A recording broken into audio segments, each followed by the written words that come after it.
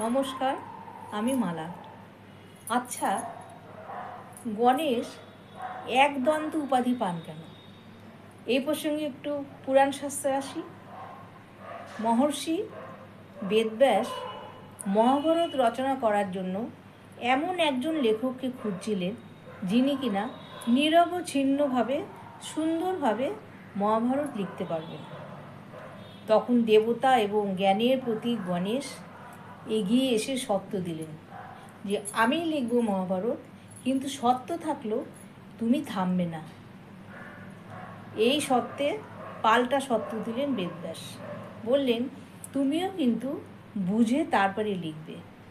শুরু হলো লেখা।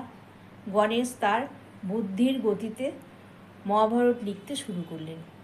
লিখতে লিখতে হঠাৎ কলম গেল ভেঙে। তখন গণেশ কী করলেন?